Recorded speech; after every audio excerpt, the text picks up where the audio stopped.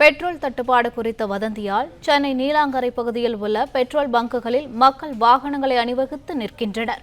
இதுகுறித்த மேலும் கூடுதல் விவரங்களை எமது செய்தியாளர் ஆதம் வழங்க கேட்கலாம். வணக்கம் ஆதம், விவரங்கள் என்ன?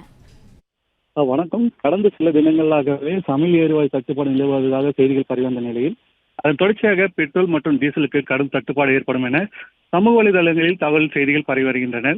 இந்த தகவல்களால் அதிர்ச்சி அடைந்த வாகன ஓட்டிகள் பொதுமக்கள் முன்னெச்சரிக்கை நடவடிக்கையாக தங்கள் வாகனங்களில் எரிபொருளை நிரப்ப முயற்சியில் மும்முரமாக ஈடுபட்டு வருகின்றனர். வாகனங்களில் டேங்கை முழுமையாக நிரப்பி பெட்ரோல் பங்குகளில் குவிய தொடங்கியுள்ளனர். நேற்று முதலே சென்னை புறநகர் பகுதிகளில் கூட்டம் அதிகரித்து தொடங்கிய நிலையில் இன்று காலை முதலே நீலாங்கரை பகுதியில் உள்ள பெட்ரோல் பங்குகளில் இருசக்கரம் மற்றும் 4 சக்கர வாகனங்களில் கிலோ கணக்கில் அணிவகுத்து நிற்கின்றனர். பெட்ரோல் பங்குகளை தாண்டி பிரதான சாலை வரையும் வாகனங்கள் இருப்பதால் ஈசிஆர் சாலையில் போக்குவரத்து நெரிசல் ஏற்பட்டுள்ளது. வழக்கத்தை விட பல மடங்கு அதிகமானோர் ஒரே நேரத்தில் திரண்டதால் கூட்டத்தை கட்டுப்படுத்த முடியாமல் பெட்ரோல் பங்கு ஊழியர்கள் பின்னர் வருகின்றனர். நிலைமை மோசமடைவதை தவிர்க்க நீலாங்கரை போலீசார் சம்பவ இடத்தில் பாதுகாப்பு பணியில் ஈடுபடுவதோடு போக்குவரத்தை சீசும் பணியில் ஈடுபட்டு வருகின்றனர்.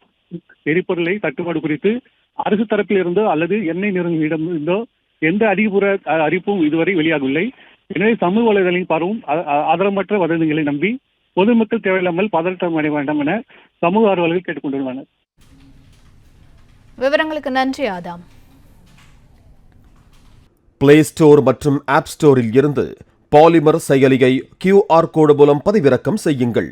செய்திகளை உடனுக்குடன் பெறுங்கள்.